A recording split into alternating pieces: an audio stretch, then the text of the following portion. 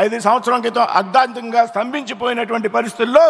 రాష్ట్రంలో రాజధాని లేనటువంటి రాష్ట్రంగా ఆంధ్రప్రదేశ్ మిగిలిపోయినటువంటి సందర్భంలో ఎన్డీఏ ప్రభుత్వం రాష్ట్రంలో కేంద్రంలో అధికారంలోకి వచ్చిన సందర్భంలో పెద్ద ఎత్తున ఆంధ్రప్రదేశ్ రాష్ట్రంలో ఈవేళ అభివృద్ధి పనులకు శ్రీకారం చుట్టడం జరిగింది అనేటువంటి విషయాన్ని ఈ సందర్భంగా ప్రస్తావిస్తున్నాను మిత్రులారా. మొన్నటికి మొన్న జనవరి 8 నాడు విశాఖపట్నంలో 2 లక్షలకు పైగా కోట్ల రూపాయల విలువైనటువంటి పనులను భారత ప్రధానమంత్రి నరేంద్ర మోడీ గారి చేతుల మీదుగా శంకుస్థాపనలు ప్రారంభోత్సవాలు చేసుకోవడం జరిగింది అనేటువంటి విషయం ఈ సందర్భంగా ప్రస్తావిస్తున్నా. నేడు అమరావతిలో తిరిగి 58,000 కోట్ల రూపాయలతో పెద్ద ఎత్తున అభివృద్ధి పనులకు శ్రీకారం చుట్టుతున్నటువంటి పరిస్థితి మనందరూ కూడా చూస్తున్నాం మిత్రులారా. అదేవిధంగా రాబోయేటువంటి సమీప భవిష్యత్తులో నరేంద్ర మోడీ గారు, చంద్రబాబు నాయుడు గారు, పవన్ కళ్యాణ్ యొక్క కలయికలో పెద్ద ఎత్తున అనేక అభివృద్ధి పనులకు శ్రీకారం చుట్టబోతున్నాం అనేటువంటి విషయాన్ని ఈ వేదిక మీద చెప్పడానికి గర్వపడుతూ ఉన్నాను మిత్రులారా. రాజధాని నిర్మాణానికి పెద్ద ఎత్తున నిధులు కేటాయించడంతో పాటు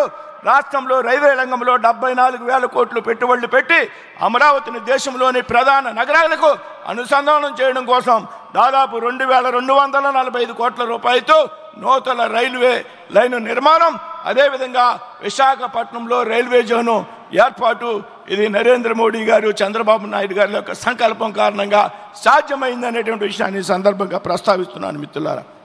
అదేవిధంగా పోలవరం ప్రాజెక్టు 12,500 కోట్లు, ఆంధ్రలో సెంటిమెంట్ అయినటువంటి విశాఖపట్నం స్టీల్ ప్లాంట్కు 11,500 కోట్లు, పూడిమడకలో 1,85,000 కోట్లతో గ్రీన్ హైడ్రోజన్ కేంద్రం ఏర్పాటు, అలాగే నక్కపల్లిలో బల్క్ డ్రగ్ కేంద్రం ఏర్పాటు,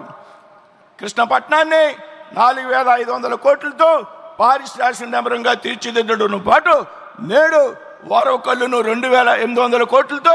ఏదైతే కొప్పర్తిను 2,200 కోట్ల రూపాయలతో పారిశ్రామిక నగరాలుగా తీర్చిదిద్దడానికి ఈవేళ ప్రయత్నం జరుగుతుంది. నిధులు మంజూరయ్యేటువంటి విషయాన్ని ఈ సందర్భంగా ప్రస్తావిస్తున్నాను మిత్రులారా.